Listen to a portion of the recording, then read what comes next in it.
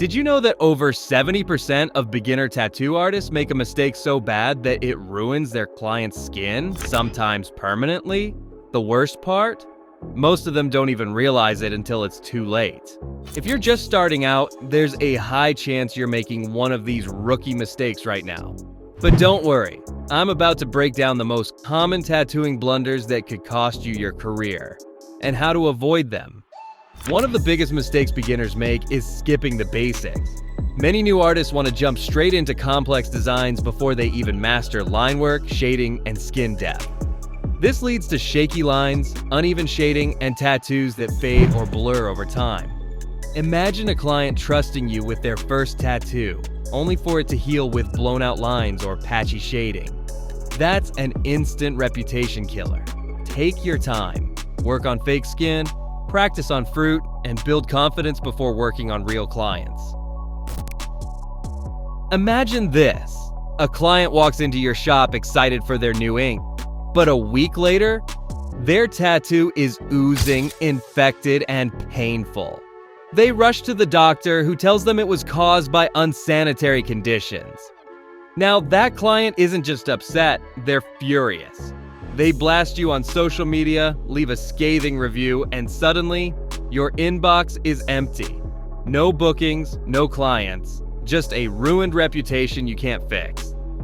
Tattooing isn't just an art, it's a medical procedure. Needles break the skin, and any contamination can lead to infections, diseases, and even legal trouble. If you don't take hygiene seriously, you won't just lose clients. You could face lawsuits, fines, or even a permanent ban from working in the industry. So, how do you avoid this career-ending mistake? Every single tool that touches a client's skin needs to be sterile, not wiped down or dusted off. We're talking medical-grade sterilization.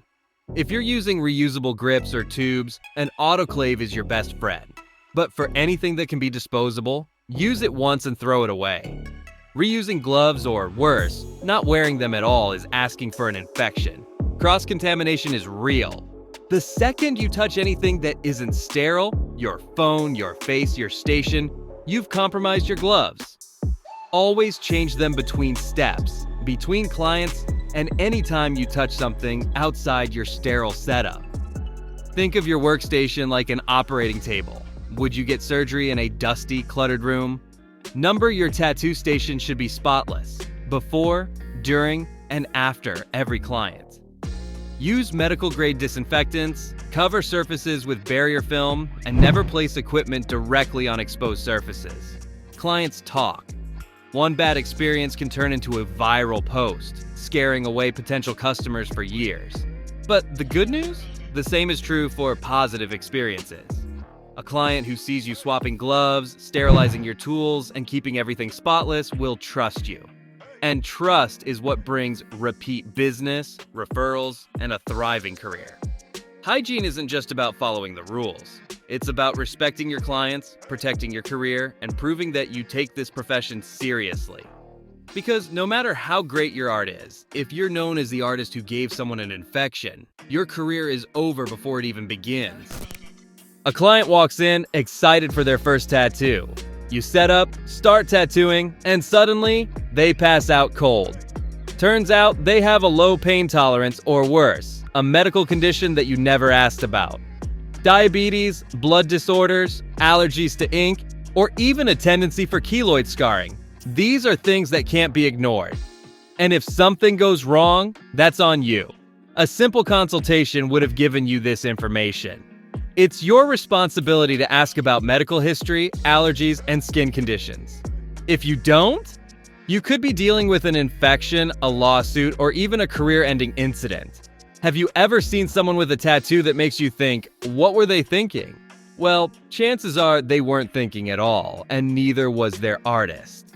A consultation isn't just about health. It's about making sure the client actually wants what they're getting. Too many beginners are afraid to say, hey, are you sure about this? But a good tattoo artist asks the hard questions. Does the client really understand what they're getting? Have they thought about placement, size, meaning? Because covering up regret is way harder than preventing it. Tattoo placement isn't just about aesthetics, it's about longevity. A design that looks great on paper might warp or blur over time if placed incorrectly. Hands, feet, ribs, some areas fade faster or heal poorly. A consultation is where you educate your client. Maybe their design needs tweaking, maybe their placement idea isn't ideal, maybe they want something trendy now, but in 5 years, they'll hate it. Skipping consultations isn't just risky, it's unprofessional. A 5-minute conversation could be the difference between a masterpiece and a disaster. So if you're a tattoo artist, make it a rule. No consultation, no tattoo. Protect your art, protect your client, and most importantly, protect your reputation. Tattooing without a solid design plan is like building a house without blueprints. Sure, you might get lucky, but chances are the foundation will be weak, the structure won't fit, and everything will look off. Let's talk about the 2 biggest offenders. Copying Pinterest tattoos blindly. Pinterest is great for inspiration, but blindly copying a design without adapting it to the client's body?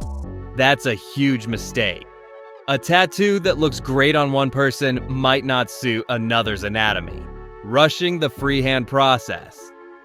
Freehanding is an advanced skill.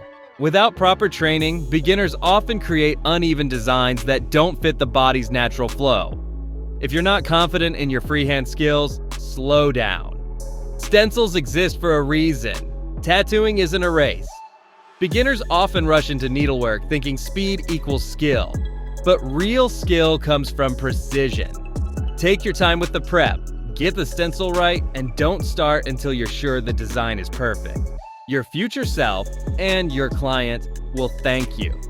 So before you pick up that tattoo machine, ask yourself, is my design actually ready? If not, step back and fix it. Because a well-planned tattoo isn't just art, it's a masterpiece in the making. Overworking the skin happens when a tattooist goes over the same area too many times, thinking they're perfecting the design. In reality, they're doing the opposite. Every pass with the needle creates trauma, irritating the skin, increasing healing time, and in severe cases, leading to permanent scarring. The result? A faded, uneven tattoo that looks worse over time instead of better. Think about it. Tattooing is a controlled injury.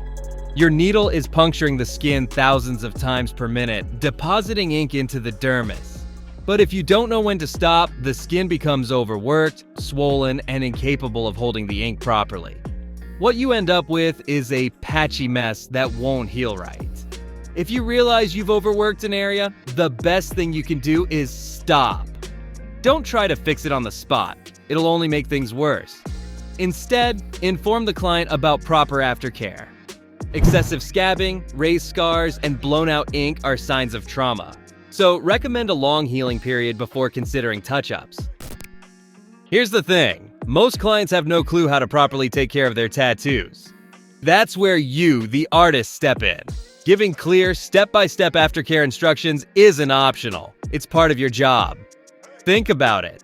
You wouldn't spend hours perfecting a design just to have it ruined in a week, right?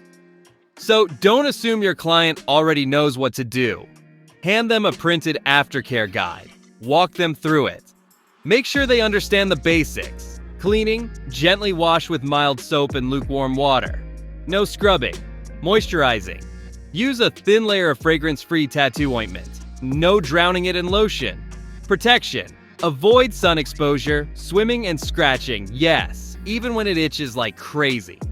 A well-healed tattoo looks as good years later as it did on day one. The colors stay bold, the lines remain crisp, and the client walks away happy and willing to come back for more work. But a poorly healed tattoo? That turns into a bad review, an unhappy client, and a walking advertisement for what not to do. Tattooing isn't just about the ink. It's about the long-term results. The artists who stand out aren't just great with a machine. They make sure every piece of work they create heals perfectly. New artists often believe they have to start cheap to get clients. It makes sense. Fewer people are willing to take a chance on a beginner, right? But here's the problem. When you price too low, you attract bargain hunters, not real clients. These are the people who don't care about quality. They just want a cheap tattoo. They're the same ones who will haggle over every dollar, expect free touch-ups, and then complain anyway. Think about it. People associate price with quality. If you walk into a shop and see a high-end tattoo artist charging $200 an hour, you assume they're skilled. But if you see someone offering full sleeves for $100, you start wondering what's wrong with them. Are they inexperienced? Are they using cheap ink? Clients respect artists who respect themselves. When you price fairly, you attract people who see the value in what you do. They're willing to wait, they're willing to pay, and most importantly, they'll respect your time. So, how do you know what to charge? If you're brand new, don't expect top-tier rates, but don't sell yourself short either. Look at what other apprentices or new artists are charging in your area. Consider how much time you spend on designs, setup, and aftercare. Factor in the cost of quality inks, needles, and other supplies. Check the average price for tattoos in your region. If you're in a city with a strong tattoo culture, your rates should reflect that. Start with a fair but competitive rate and increase it as your skills improve. If your books start filling up fast, that's a clear sign your prices should go up. Mistakes are part of the learning process, but avoiding these can save your career before it even starts. Have you made any of these mistakes before? Drop a comment below and let's talk about it. And if you want more tips to level up your tattoo game, make sure to subscribe and check out our other videos.